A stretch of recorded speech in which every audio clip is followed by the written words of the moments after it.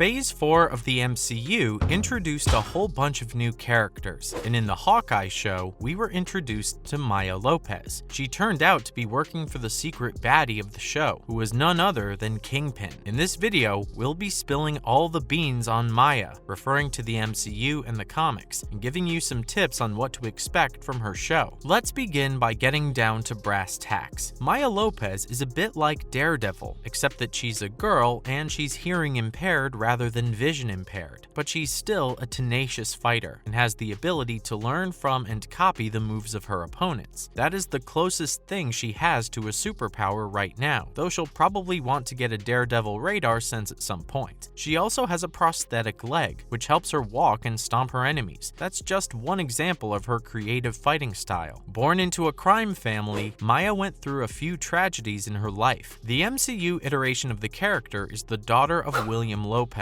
the commander of the tracksuit mafia that memed its way into our hearts. She was born deaf and learned how to read lips the hard way as she went through a regular school. This was an early lesson in her life about the need to move between the deaf world and the hearing world with ease. Maya was enrolled in the Brooklyn Karate Academy from an early age, so her butt-kicking credentials are unimpeachable. Although she faced many kids who were older and bigger than her, and her hearing disability was a disadvantage, she was able to use her speed and dexterity to lay out any opponent she faced. Her prodigal fighting skills are one reason why a certain Wilson Fisk took Maya away from her dad and under her wing. In 2018, Maya was a force to be reckoned with, and she was old enough to become a card-carrying member of the tracksuit mafia. Now this is the MCU we're talking about, so something else happened in 2018 too. Maya was a snap survivor, but her dad was not a Ronin survivor. As almost everyone on the planet watched Avengers Endgame, y'all know what Hawkeye was up to after the snap. Having lost his family to Thanos' mad plan, he turned into the Ronin, a fearsome killer who went after the criminal underground of the world. Though the tracksuit mafia were small potatoes for him, Ronin didn't spare too many people. Now we'll fast forward to 2024, with Maya seeking revenge on the Ronin. Early on in the show, Clint uses his old friend Nat's catch and release trick to discover the base of the tracksuit mafia. There, he encounters Maya for the first time. A life of superheroing without powers has made Clint hard of hearing, which is something that the deaf Maya commiserates with him on. Still, she totally wants him and Kate Bishop dead. Barton's best bet for weaseling out of the situation was to convince Maya that the Black Widow had killed Ronin, which is certainly how Clint had wanted the scene at Vormir to play out. While she doesn't exactly know who the Ronin is, the lie doesn't convince her. The cat and mouse chase between Maya and the Hawkeyes continues throughout the show, even as it exposes the tracksuit mafia to more and more danger. Eventually, Clint decided that this beef had to be put to an end. Donning the Ronin suit one last time, he confronts Maya and her hidden backup, showing Maya that one does not simply walk over an Avenger. He explains to her that the two of them are the same, weapons used by their masters. Finally, he reveals to her that Kingpin had sent an informant to him, telling on her dad and the mafia. It turns out, Ol Fisky wanted William Lopez out of the picture. Naturally, this was the end for Maya's father-daughter relationship with Fisk, who was now her enemy. Haunted by Barton's revelation, Maya suspects her best friend Cassie for having been the informant who told on her dad. He happened to be missing on the day Ronin murderized her dad and everyone around him. She then confronts Fisk himself, but rather than putting the hurt on him, she asks for time off? They even exchanged I love yous with each other, but it's obviously a ruse. After packing her bags, Maya rides on over to the final confrontation between the tracksuit mafia and the Hawkeyes. She joins the fight not necessarily on the side of the Hawkeyes, but definitely against Cassie and the mafia. After offering him a chance to join her in running away, Cassie chooses to stay with Kingpin and fight her. That ends badly for him. Later, she does run into Fisk. This fight doesn't last very long, as Maya shoots her father figure down. Bang bang. As we all know now, that didn't stick. stick. Now that we've recapped our MCU story so far, what's next? We'll next get to see Echo on her very own Disney Plus series, due out in summer 2023. While Hawkeye saw her leaving the Tracksuit Mafia and Kingpin behind, we know that Charlie Cox and Vincent D'Onofrio will be playing major roles on the show. It's safe to assume that just as she thought she was out, they're dragging her back in. Another thing that's been confirmed for the show is that it'll explore Maya's Native American heritage in more detail. While this never really came up in Hawkeye, she's a member of the Cheyenne Nation. Marvel has been exploring a lot of cultures lately, so we're really excited for their take on the Cheyenne culture. Looking at the comics, she and Matt Murdock share a very interesting history. The two of them obviously have a mutual arch enemy, and they understandably bond over their sensory impairments. But did y'all know that the two of them were in love? Though, like all fictional relationships, this one was complicated by the fact that Maya was simultaneously trying to kill Murdock's alter ego. We're skeptical that Maya and Murdock will be an item in this show, since the MCU version of Maya is a lot younger than Matt. A sibling relationship seems more likely, since Matt has a lot of wisdom to share with the young Maya. The two of them will also have a lot of chances to give Kingpin his just desserts, but that probably won't stick. After all, he has to be available for Daredevil Born Again. Speaking of which, could Echo be appearing in Daredevil's Big Return series? It's hard to say, since apparently even Charlie Cox hasn't seen a script yet as of D23. That means that the show is in the very early stages of production, and while Kevin Feige might know what the show is supposed to accomplish, even he may not know if Echo will be part of the picture yet. There are lots of unanswered questions about what Born Again will look like. Cox said in an interview at D23 that it's going to be a new beginning for the character, and the lore and material from Netflix isn't really going to factor into the story. While our fingers are crossed that Foggy and Karen will return, chances are they won't. In that case, Daredevil's gonna need a new cast of side characters. Cox personally wishes that Tatiana Mansley's She-Hulk will be part of the new side cast, and it might not be too surprising for Echo to be Daredevil's new sidekick. This is going to be a long show anyways, with 18 episodes. We're pretty sure there'll be room for some Echo in there. We'll be waiting a good long time for Daredevil Born Again, as it isn't coming out until spring of 2024. When it does come out though, it'll have a lot of things to do. We could be looking at the biggest TV event of Marvel's Phase 5. And finally, let's try to figure out what's next for Hawkeye's other characters. When it comes to Clint Barton, the dude is always on the verge of retiring, so every time you see him looks like it'll be the last. That being said, the Hawkeye series sure looked like it was passing the torch from Clint to Kate, though Jeremy Renner insists he isn't done just yet. As for Kate Bishop, rumor has it that the Young Avengers are totally coming to the MCU, so it's likely we'll see her there. Only problem is that with no slots for Young Avengers in Phase 5, the earliest we'll see it is in Phase 6. We can hope that Kate makes a cameo in Thunderbolts, since her frenemy Yelena Belova is part of that team.